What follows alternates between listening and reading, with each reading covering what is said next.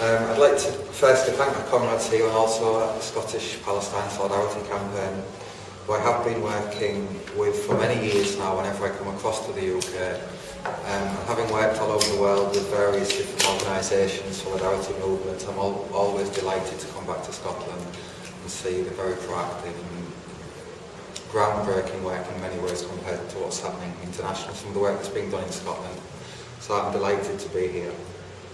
Picking up on a couple of things that Jim said, talking about councils, this is not something that's happening around the world at the moment.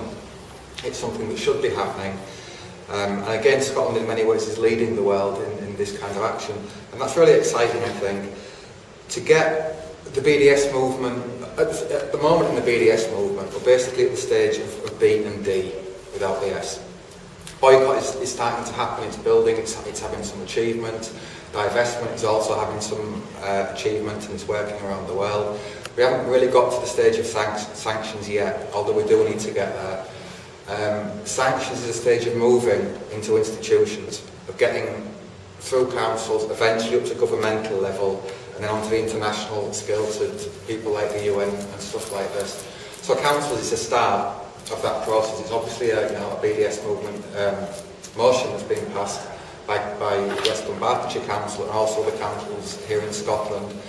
And this is what we need to start building. We need to start progressing this and starting to find a way to push this up eventually into government and past that stage onto the UN or whoever else. Although, as Jim said, and as I was discussing with him earlier, BDS is not about appealing from day one to governments to get a conscience, because frankly they haven't got a conscience. And if we do that, we'll be waiting for the rest of our lives.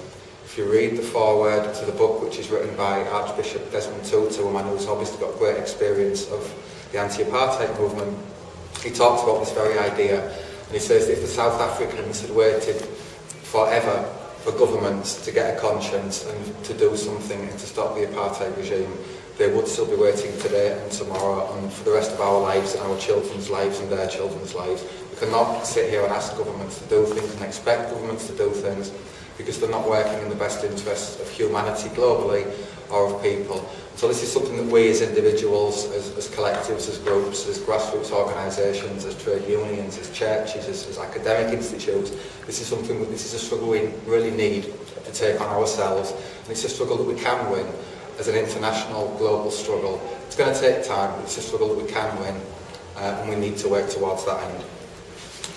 As another thing that Jim mentioned was the idea about what happened in Gaza 2008, 2009. A few people in the book, particularly in the cultural section, they mention they're talking about what got them involved in the BDS campaign. And many people refer to the 2006 invasion of Lebanon, in which 1,400 people were massacred by the Zionist movement. They also talk about the invasion of Gaza, the massacres in Gaza in 2008, 2009, which was called Operation Cast Lead, but which accurately should be described as a series of massacres. And they also talk about the flotilla, which are some of the things that Jim mentioned. When these sorts of incidents happen, they do get some media attention. And it's something that's publicised around the world, and it sees a kind of upsurge in solidarity and people starting to look into these issues, to think about these issues, and to understand a little bit more about these issues. Because in these examples, Israel exposes itself and the Zionist movement exposes itself very clearly to the world for what it really is, and the fact that it has no respect for human rights, it has no respect for life, it has no respect for anything except its own ideology. When those things are not happening, the media coverage stops. The mass media we know has got its inherent problems with what it will say about Palestine and what it won't say about Palestine and what it loves to say about Israel and what it doesn't say about Israel. So we get times like we've got at the moment, which, as somebody asked me at a meeting last week, they said in these quiet times it's difficult to get people active on the ground for Palestine. So I started to think about this idea and what does a quiet time really mean. I've lived in Palestine for 10 years. I just left Palestine a week ago, so I'm talking about recent experiences. My last 2.5 years, have been spent working or building a project called the ongoing Naqab Education Centre, which is a multimedia photography and film-based project, which is documenting the ongoing Naqab that's happening to Palestinian people. And I say to Palestinian people and not in Palestine, to be very clear what I'm talking about here, is that what we're talking about is what historic Palestine. I'm talking about the Palestinian people in every corner of the West Bank, of East Jerusalem, of what's now called Israel, and of the Gaza Strip. And I see all those things as a collective whole. I don't talk about what's happening in the West Bank or what's happening in Gaza as something detached or something different to what's happening inside Israel proper to the Palestinian citizens of Israel. This is a process that's being carried out against the Palestinian people wherever they live within the borders of historic Palestine, and also outside of the borders of historic Palestine with events like Lebanon in 2006, and by the fact that the right of return for Palestinian refugees is continuing to be denied. So that means that every Palestinian refugee, wherever he lives in the world, is unable to return to live in his homeland, and it's therefore being carried out against those people as much in a different way, but as well as it's being carried out against people who are living in a refugee camp in Bethlehem or in Gaza or in Jaffa or somewhere in what's now called the State of Israel. So what is happening now? As I said, I'm documenting ongoing displacement, the ongoing Naqab, ethnic cleansing, colonisation at the moment. This is what my work's been for the last 2.5 years. So I've been visiting communities right across historic Palestine and trying to document their stories, trying to provide a loudspeaker through film or through photography through which they can get their story out to the wider world. Some of this work's been in the Naqab desert in the south of historic Palestine, where there are currently up to 70,000 Palestinian citizens of Israel who are facing ethnic cleansing and forced displacement from their lands. These are a collection of Bedouin villages in the south of Israel where there's, I say, up to 70,000 people living now. And a plan was passed on the 11th of September, kind of ironically, 2011 in the Israeli Knesset, to totally demolish all of these villages, to displace all of these people from these areas and to put them into townships. These are Bedouin people, these are people that are agricultural people, these are farmers. So to take them out of their lands and to put them into a city centre is something that can't work on many levels. But quite aside from that, these are their ancestral homes, these are lands that they've got deeds to, they've got the legal proof of their ownership of this land. This is the land that they've been using for centuries, and they're going to get entirely ethnically cleansed out of this land and moved into a different area. If you move about 20, there's one village in this area, I should say, called Al-Araqib, that's now been demolished 51 times over this period. Every time it gets to the first demolition was in 2011, so we're talking about 2.5 years. And the village has been destroyed 51 times during that period. So the tanks come to the village, they destroy the village, they leave the village, and the people rebuild the village. The tanks come another month, they destroy the village, they leave the village, they rebuild the village. The last time I was in Al-Araqib, one of the things that really struck me, having visited so many house demolitions and so much destruction in other parts of Palestine, was that normally when a house is demolished, you'll visit, if you don't see the incident itself, you turn up there an hour later, a day later, a week later, a month later, you'll find the rubble, the destruction, you'll find broken TVs, you'll find broken furniture, you'll find smashed up concrete from the houses, from the floors, you'll see the evidence. When I went to Al-Araqib, about a week after the full village had been demolished, one of the things that struck me was I didn't see anything. There was nothing there. And there were these huge tyre tracks all across the desert. And it was explained to me that what these tyre tracks was not specifically the tanks, although there were, and the bulldozers, there were tracks from these bulldozers. But the majority of these tracks were from garbage collection trucks. And what Israel had done when it destroyed the village was to bring in hundreds and hundreds and hundreds of garbage collection trucks and remove any evidence that the village had actually been there. And you stood in this with just what was an empty land, and there was a couple of little, they weren't shacks, they were kind of, you wouldn't even call it a tent, a piece of material on a couple of stones or over a couple of barrels, and that's what people were living in. Because there was literally nothing left after the village had been demolished. They picked up every scrap of paper, every scrap of material, every piece of rubble that they could find, and put it onto the rubbish trucks and took it away so the village could not be rebuilt, and that there was no evidence of the village really ever being there, except that people didn't leave, the people did stay there, and that was the evidence. But this is something that I saw in the Naqab desert that I'd never ever seen before happening inside what are called the occupied territories. Israel doesn't do that in the same way in the occupied territories. They'll destroy something and they'll leave it. But this was happening to Palestinian citizens of Israel. So these are people who are living in what we're told is the only democracy in the Middle East. These are people that have got Israeli passports. These are not West Bank ID holders or Gaza ID holders.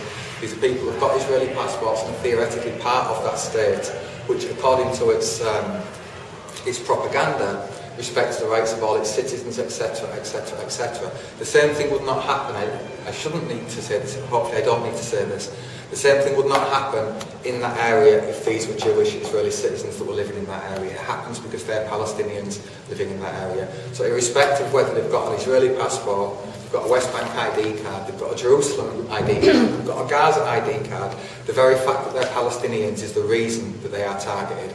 The idea of the Zionist project is to take as much land as possible, to create as much land as possible under Jewish Israeli ownership, under Zionist ownership, with as few Palestinians left on that land as possible. It's a very clear strategy. It's something that began in its most intensive phase in 1947, when the Naqab began.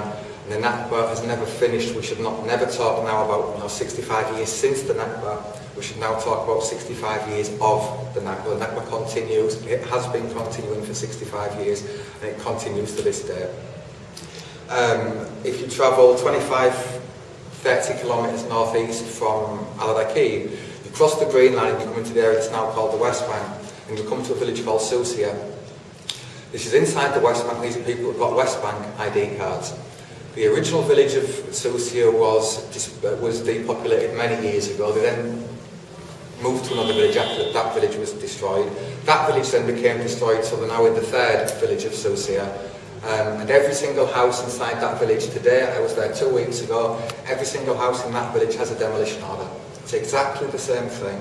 Every single house left in that community has got a demolition order, and they're also living without access to water, without access to electricity, which is just the same as these Palestinian citizens of Israel in the Naqab, who also don't have access to water or access to electricity.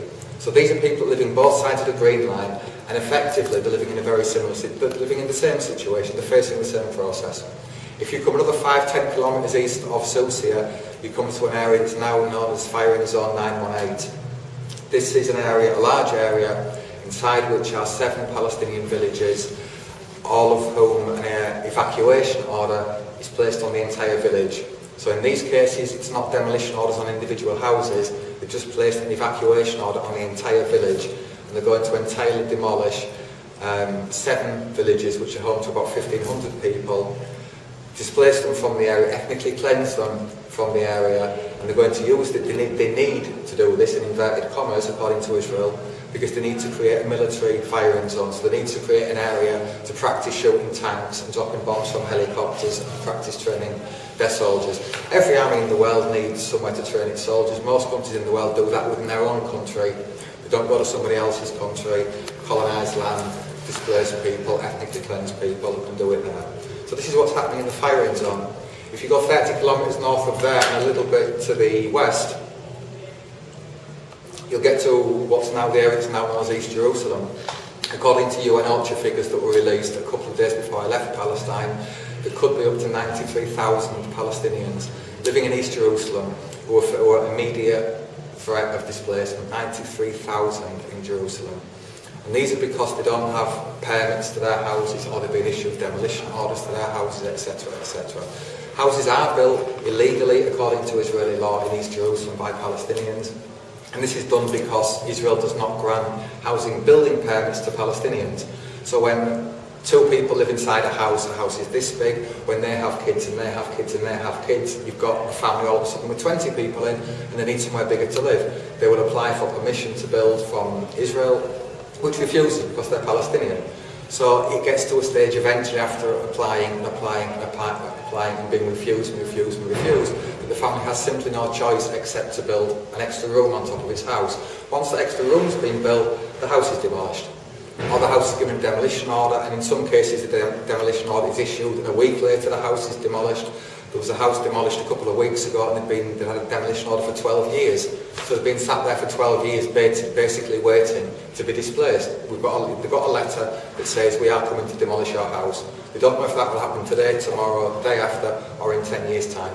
It can happen at any stage during that period.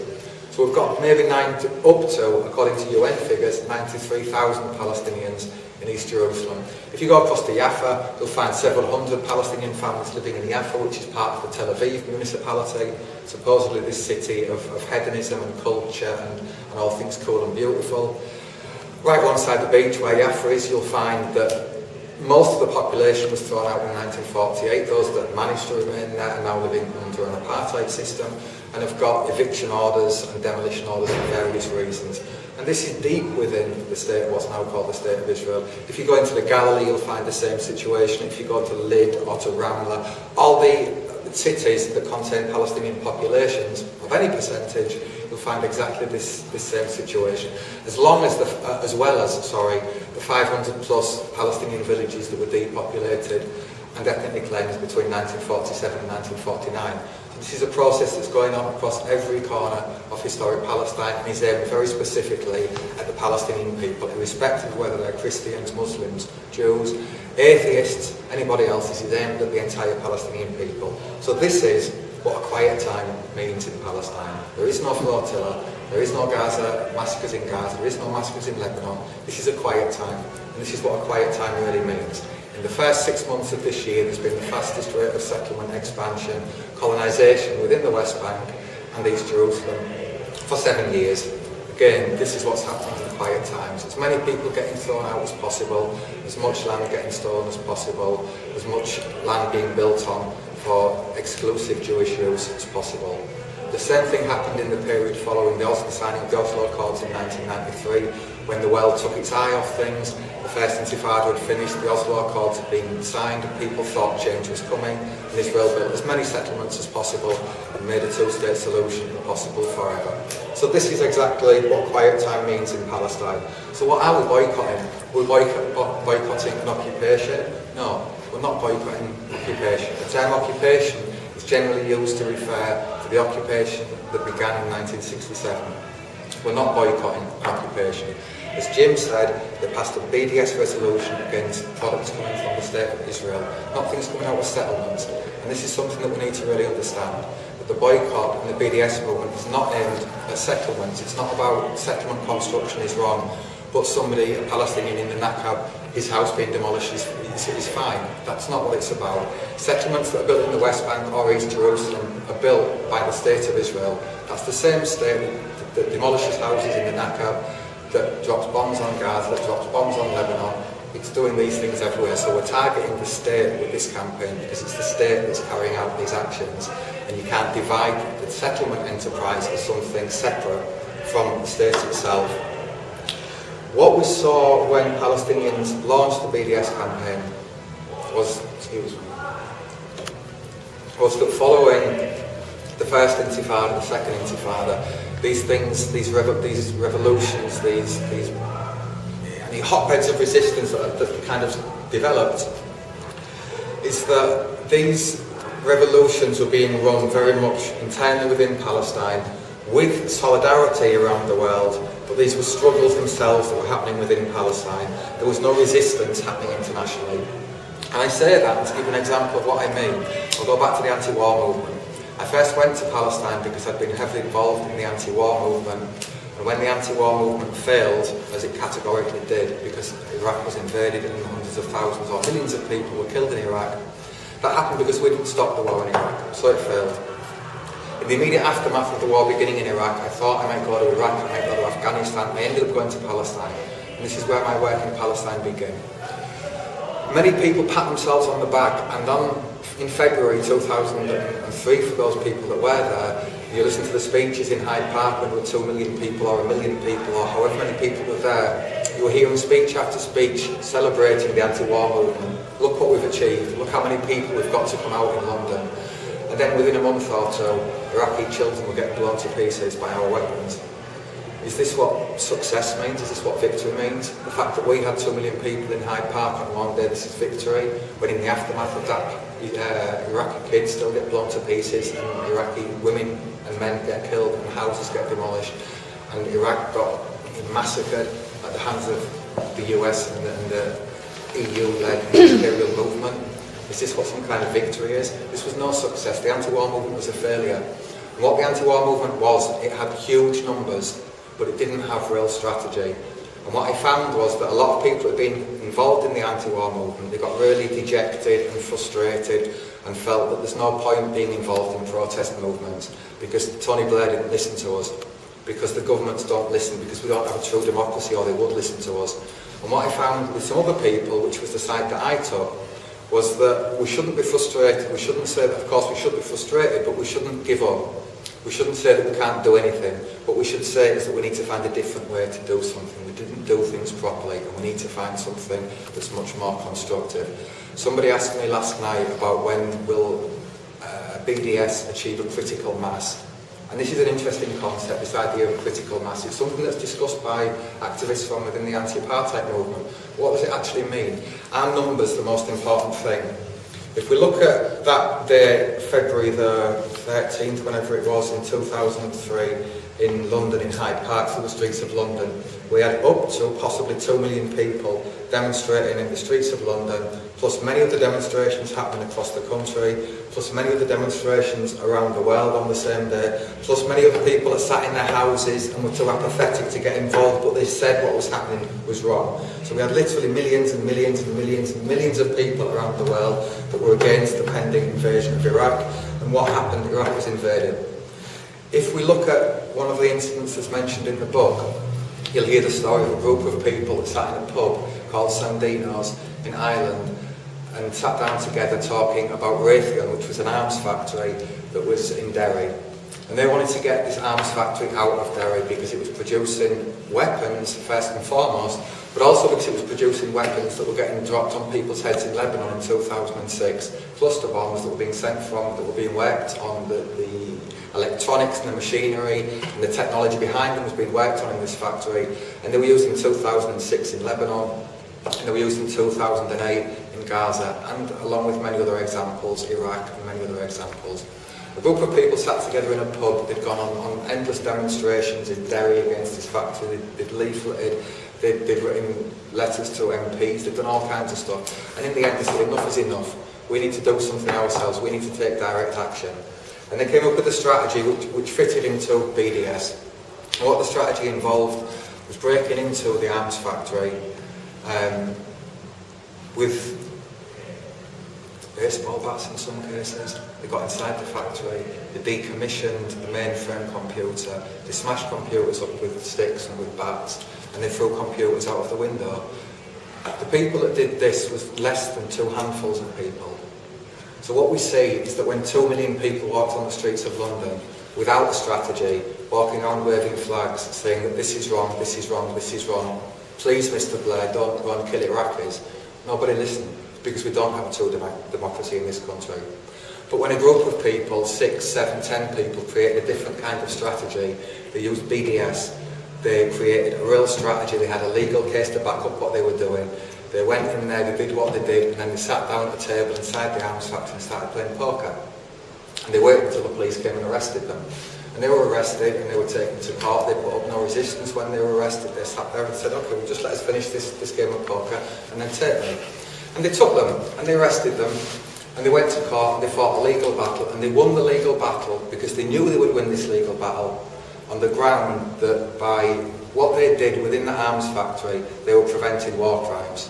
So they had a very sound strategy behind what they were doing, and they were found not guilty of all charges and they were released. Similar things have happened in other places. There's been direct action in various other places. What I'm telling you here is that BDS is not just about direct action. I'm not saying this is the only way forward.